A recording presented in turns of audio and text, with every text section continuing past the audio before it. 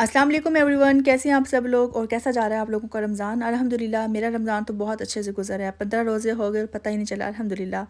तो जी आज की जो वीडियो है वो हाईली रिक्वेस्टेड पे बनाई गई है, क्योंकि आप लोगों ने बहुत ज़्यादा रिक्वेस्ट की, मुझे बहुत सारे डीएम किए और बहुत सारे कमेंट्स भी किए कि प्लीज़ बताइए कि रमज़ान में जो है ना वो वज़न कैसे कम किया जा सकता है।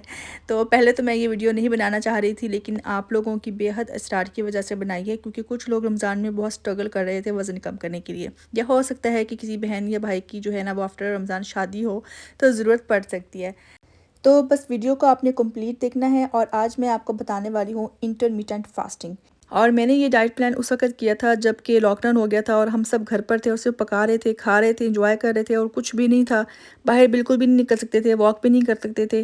तो मैंने फिर क्या किया था कि ना मैंने बहुत परेशान थी कि मैं इतना ज़्यादा वेट मेरा कैसे गेन हो गया, क्योंकि मैं 90 केजी की हो गई थी, जो कि मेरी कभी ज़िंदगी में भी नहीं हुआ था। सारे कपड़े जो थे वो मुझे टाइट हो गए थे। उसके बाद क्या हुआ था कि रमज़ान शरीफ आ गया था। तो रमज़ान में भी हम लोग पका रहे थे, खा रहे थे, एक फ़ीस्ट वाला माहौल था। तो और वो जो मिडनाइट क्रेविंग्स होती हैं, ओह माय गॉड, वो तो बहुत ज़्यादा ही थी ना, वो तो उनका तो पूछें ही कुछ ना। तो मतलब कि फुल टाइम जो सा था ना वो वेट बढ़ रहा था। तो फिर एक दिन मैंने सोचा कि घर रहकर ना किस तरीके से मैं अपना वेट जो है वो लूज़ कर सकती हूँ। तो फिर मैंने सर्च करना शुरू कर दिया इंटरनेट पे, how to lose weight fast. और मुझे एक्चुअली बहुत ज़्यादा शर्मिंदगी भी हो रही थी, कॉन्फिडेंस भी बहुत बहुत ज़्यादा लूज़ हो चुका था, तकरीबन ख़त्म ही हो गया था ना। तो 2 हफ़्ते तो मैं बस ये सर्च करती रही कि किस तरीके से मैं ना अपनी जो है अपना वेट लूज़ कर सकती हूँ घर में रहकर।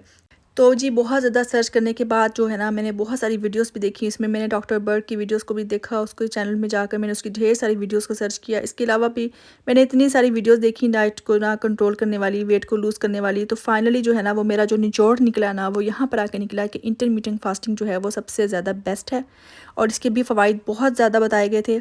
और जो कि ना मैं आपको बताऊँ तो आप हैरान ही रह जाएंगे, क्योंकि इसके इतने बेनिफिट्स हैं कि मोटापे के अलावा हमारी बीमारियों को भी जो है ना वो दफ़ा करती है, दूर भगाती है इस डाइट के बाद। जैसे कि cholesterol, sugar, high blood pressure होता है, हमारे कोलेस्ट्रॉल बढ़ जाते हैं, हमारे इंसुलिन लेवल जो है वो बढ़ जाता है, ब्लड प्रेशर हमारा इंक्रीज़ हो जाता है। ये इन सारी बीमारियों का भी इलाज है।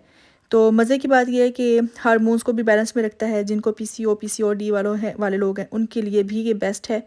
तो क्रेविंग्स नहीं होती है इसमें, भूख बार बार नहीं लगती है जैसे कि नॉर्मल हमारी जो होती है ना डाइट प्लान्स होते हैं, उनमें क्या होता है कि हमें हर थोड़ी देर के बाद भूख लग जाती है, हर थोड़ी देर के बाद भूख लग जाती है। लेकिन ये जो डाइट प्लान है ना, इसमें आपको भूख नहीं लगेगी, क्रेविंग्स नहीं होगी, क्योंकि आपने 2 टाइम मील लेना है, पेट भर कर खाना है।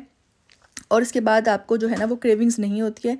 और उसमें आपने पानी पीते रहना है, ठीक है, जिसके साथ क्या होगा कि आपका जो है ना अंदर से सारी सफाई भी होती रहेगी। तो ये यहाँ पे बात आ जाती है कि इंटरमीडिएट फास्टिंग बेसिकली है क्या। तो ये बिल्कुल रोज़े की तरह होता है, जो कि रमज़ान में तो करना बहुत ही ज़्यादा आसान है। बस करना क्या है, आपने अपने आप पर कंट्रोल करना है, खुद पर काबू पाना है, यानी हाथ रोक कर खाना है। इंटरमिटेंट फास्टिंग बल्कि बिल्कुल ऐसा होता है कि जैसे रोज़ा ही होता है आपका ना, रोज़े की तरह ही है। बस आपने अपनी कैलोरीज़ को काउंट करना है कि आप क्या खा रहे हैं और कितना खा रहे हैं। हमें 1200 से लेकर 1500 तक कैलोरीज़ लेनी होती हैं। तो अगर आप सहरी और अफ्तारी के मील को डिवाइड कर देना तो कैलोरीज़ को काउंट करना बहुत ही आसान हो जाता है। तो इस इंटरमीडिएट फास्टिंग में ना आपके पास 16 आवर्स होते हैं, जो कि फास्टिंग आवर्स होते हैं, ठीक है, फास्टिंग विंडोज़ होती हैं। और 8 आवर्स जो से होते हैं ना, उसमें आप लोग जितना मर्ज़ी खा सकते हैं, वो ईटिंग विंडोज़ होती हैं। तो यही आपके इस डाइट का सबसे मेन जो है वो मेन रोल है। तो 16 आवर्स आपका रोज़ा होगा और 8 आवर्स में आप खा पी सकते हैं। अब रमज़ान में आपने क्या खाना पीना है मैं आपको बताती हूँ। जो मैं खाती हूँ ना वो मेरी क्या रूटीन है। जैसे मैं सहरी के वक़्त योगर्ट लेती हूँ और इसमें थोड़ी-सी ना चीनी डाल देती हूँ, बल्कि आधी चम्मच कह लें, और उसमें ऐड करके चीनी को मिक्स कर लिया और उसमें थोड़ा-सा ना इसबगोल का छिलका डाल देती हूँ। और ये जो होता है ना इसबगोल का छिलका, ये मैदे की गर्मी को दूर करने के लिए सबसे बेस्ट है, क्योंकि रोज़े की वजह से हमारा जो मैदा होता है वो बहुत ज़्यादा गर्म हो जाता है। तो इसबगोल का जो छिलका है वो हमारे मैदे की गर्मी को बहुत ज़्यादा कंट्रोल करता है। और पराठा जो है वो मैं बिल्कुल भी नहीं खाती हूँ। पराठे की जगह मैं रोटी खाती हूँ और सालन साथ में ले लेती हूँ। सालन के अंदर अगर चिकन बना हुआ है तो वो ले लिया, या कोई वेजिटेबल्स हैं तो वो ले लिए। तो रोटी जो है वो मैंने प्रॉपर खानी होती है इंटरमीडिएट डाइट के अंदर, क्योंकि इसमें हमने सिर्फ 2 ही मील्स लेने होते हैं, एक सफ़ा सुबह को या दोपहर को या एक शाम को। अच्छा जी, अगर मैं सालन नहीं ले रही हूँ तो मैं फिर अंडा ले लेती हूँ, और रोटी के साथ जो है ना वो अंडा भी मैं ले लेती हूँ, क्योंकि इसमें प्रोटीन आपको मिल जाता है। और अगर हम चिकन का सालन या अंडा खा रहे हैं तो रोटी के साथ कार्ब्स मिल जाते हैं और अंडे के साथ हमें प्रोटीन मिल जाता है। तो क्योंकि 16 या 14 घंटे के बाद हमने इफ्तारी करनी होती है तो ज़रूरी है कि हम कुछ मिकदार में कार्ब्स भी हासिल कर ही लें। तो इसके बाद है सेकंड ऑप्शन, अगर आप रोटी और सालन नहीं खा सकते ना सुबह के वक्त, क्योंकि कुछ लोगों को ना प्रॉब्लम होती है कि वो लोग रोटी बिल्कुल भी नहीं खा सकते सुबह सुबह सहरी के वक्त, तो आप क्या करें कि ब्राउन ब्रेड ले लें और उसके साथ 2 अंडों का ऑमलेट बनाकर साथ में खा लें। एक अंडा जो है वो आपने जर्दी के साथ लेना है और दूसरा जो अंडा है वो जर्दी के बगैर लेना है। तो इसके अंदर आपने वेजिटेबल्स डालनी है, जैसे कि अगर शिमला मिर्च है, प्याज हो गया, ग्रीन चिलीज़ हो गई, जो भी वेजिटेबल्स आपको अच्छी लगती हैं वो उसमें आप ऐड कर सकते हैं, ठीक है। या विदाउट वेजिटेबल्स भी आप ले सकते हैं, ये आपके ऊपर डिपेंड करता है कि आप किस तरह से ज़्यादा जो है ना वो ऑमलेट खा रहे हैं। लेकिन एक अंडे की आपने जर्दी लेनी है और एक अंडे की जर्दी स्किप कर देनी है, ठीक है। तो जी इसके बाद ना आ जाता है थर्ड ऑप्शन कि अगर आप ये सब कुछ नहीं खाना चाहते हैं ना तो आप ओट्स ले लें। ओट्स के अंदर आप फ्रूट्स काट कर डालें और थोड़ा सा दूध डाल दें उसके अंदर ना, और ओट्स के साथ बिना काफ़ी देर तक खाने की क्रेविंग्स नहीं होती हैं, पेट जो है वो भरा भरा रहता है। तो अब बारी आ चुकी है चाय की।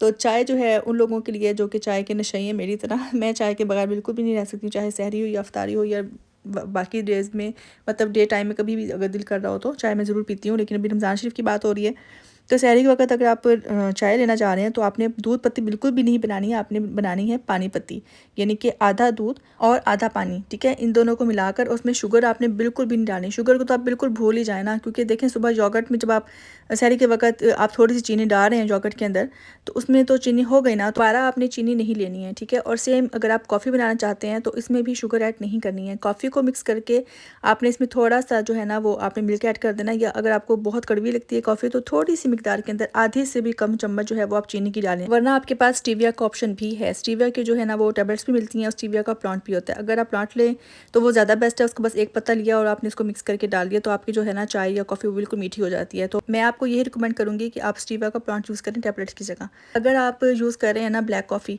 तो वो तो बेस्ट हो गया ना वेट लूज़ करने के लिए, तो क्योंकि ब्लैक कॉफ़ी जो होती है वो बहुत ज़्यादा मदद करती है आपके वेट को लूज़ करने में। तो जी लेट्स टॉक अबाउट इफ्तार। तो जी इफ्तारी के वक्त हमारे घरों में दावत वाला माहौल होता है, ऐसा लगता है कि बस आज सब कुछ पकना है, इसके बाद तो पकना ही नहीं है। पकोड़े, समोसे, कबाब, चिकन, पुलाव, केक, फालूदा, मिठाई, जलेबी और पता नहीं क्या क्या बनता है हमारे घरों में माशाल्लाह। तो जी घर में ऐसा माहौल होता है जैसे यहाँ पर जी दावत चल रही है, फीस्ट वाला माहौल होता है। लेकिन आपने हाथ रोक लेना है इस वक्त। सबसे पहले इफ्तारी के वक्त आपने क्या करना है, पानी पीना है, सादा पानी, ठीक है। और पानी अगर आपने सादा पीना है वो तो गुड हो गया, लेकिन अगर आप पीना चाहते हैं नींबू वाला पानी तो आप पिएं, लेकिन उसके अंदर भी आपने चीनी को ऐड नहीं करना। नींबू वाला पानी आप पी सकते हैं लेकिन विदाउट शुगर, ठीक है। और उसके बाद आपने क्या करना है, एक खजूर लेनी है सिर्फ, ज़्यादा खजूरें नहीं खानी है आपने, खजूर बस एक ही लेनी है क्योंकि आपको एनर्जी चाहिए होगी ना। तो अच्छा एक काम आपने और भी करना है, एक बड़ी बोतल को लेकर ना पानी की, उसके अंदर आपने नींबू निचोड़ लेने, 1 या 2 नींबू निचोड़ कर आपने रख देना। और इफ्तारी से लेकर सहरी तक ना आपने वो बोतल पानी की ख़त्म करनी है सारी की सारी, क्योंकि हमारी जो है ना बॉडी उसको हाइड्रेशन की बहुत ज़्यादा ज़रूरत होती है। तो ये जो नींबू वाला पानी होता है ना ये आपकी बॉडी को हाइड्रेट करता रहता है, डिहाइड्रेशन आपकी ख़त्म करता है। इसके बाद आपने क्या करना है, खाना क्या आपने इफ्तारी के वक्त एक पकौड़ा लेना है या एक समोसा लेना है या एक रोल खाना है या एक कबाब खाना है, ठीक है। इन सब में से आपने एक चीज़ खानी है, सारा कुछ नहीं आपने खाना। इनमें से एक चीज़ आप सेलेक्ट कर लेना कि आपने क्या खाना है, या अगर आपने सारा कुछ भी खाना है ना तो इसमें से हाफ़ हाफ़ खाना है। हाफ़ समोसा खाना है, एक पकौड़ा खाना है, हाफ़ रोल खाना है और हाफ़ कबाब खाना है, ठीक है। आपको मैं फ्री हैंड दे रही हूँ, आपको बिल्कुल ये नहीं कह रही हूँ कि आपको बाद में क्रेविंग्स होती रही, आपको भूख लगती रही और आप कहेंगे कैसी डाइट बताइए, इसमें तो बड़ी भूख लगी जा रही है, ये मुझे आप फिर बातें करते रहें। अच्छा तो इसके अलावा अगर चना चाट है या फ्रूट चाट है तो इसका भी एक छोटा सा बाउल आप खा सकते हैं, ठीक है। इसके बाद बात आ जाती है डिनर की। तो आपने डिनर में रोटी खानी है, रोटी आप खा सकते हैं सालन के साथ, और आप कोशिश करें कि वेजिटेबल्स हो या चिकन हो, मीट बहुत कम ही आप खाएं तो मच बेटर है। तो क्योंकि जो सालन होता है ना इसमें सारे के सारे न्यूट्रिशंस आ जाते हैं। तो अगर आप चावल बना रहे हैं घर के अंदर, जैसे बिरयानी बनी हुई है, पुलाव है, चाइनीज़ राइस है, या किसी भी हालत में भी चावल है ना, तो आपने क्या करना है कि बोटियों की जो मिकदार है वो चावलों की निस्बत ज़्यादा बढ़ा कर देनी है, ठीक है। आपने बढ़ा देनी है उसकी क्वांटिटी, और चावल जो है वो आपने बस 10 चम्मच या 10 से भी कम चम्मच जो है वो चावलों के खाने हैं। चावलों में एक्चुअली ना कॉम्प्लेक्स कार्ब्स नहीं होते हैं तो वो जल्दी हज़म हो जाता है ना, तो फिर कुछ खाने के थोड़ी देर के बाद ही ना आपको क्रेविंग्स होने लग जाएगी, फिर आपको भूख लगने लग जाएगी। तो इसमें जो है ना इंटरमीडिएट फास्टिंग में ना यही कहा जाता है कि रोटी जो है उसको ज़्यादा आप खाओ और चावलों को तो आप बिल्कुल देखो ही ना, खाओ ही ना। तो आपको सबसे पहले जो है ना वो इस चीज़ को याद रखना है कि आपने चावल जो है वो बिल्कुल ही कम खाने हैं। तो उसके बाद तली हुई चीज़ें जो हैं वो बिल्कुल भी आपने नहीं खानी, बिल्कुल भी नहीं खानी। जितने भी ड्रिंक्स हैं जिसमें लाल शरबत हो गया, कोक हो गया, फैंटा हो गया, ये जितने भी जूसेस हैं जिसमें बहुत ज़्यादा चीनी डली हुई होती है वो आपने नहीं लेना है। लेकिन आप घर में जूस बना सकते हैं, लेकिन उसका भी विदाउट शुगर आधा गिलास आप पी सकते हैं। ठीक है, आपने बहुत ज़्यादा जो है वो फ्रेश जूस भी नहीं पीना, क्योंकि उसमें भी शुगर होती है, नेचुरली शुगर उसमें होती है। तो नींबू पानी जो है वो आप पी सकते हैं। ग्रीन टी आप जितनी मर्ज़ी पिएँ, ठीक है। आप सहरी के वक्त तक आप ग्रीन टी पी सकते हैं, क्योंकि इन सब में ज़ीरो कैलोरीज़ होती हैं। और अफ्तारी के बाद जिन लोगों को चाय की क्रेविंग होती है, जस्ट लाइक मी, तो मेरी तरह वो लोग जो बहुत ज़्यादा चाय पीते हैं, उनको मैं यही कहूँगी कि पानी वाली चाय पिएँ, बिल्कुल भी जो मिल्क वाली चाय है वो ना पिएँ। पानी पत्ती वाली चाय पिएँ, आधा पानी आधा जो है वो दूध।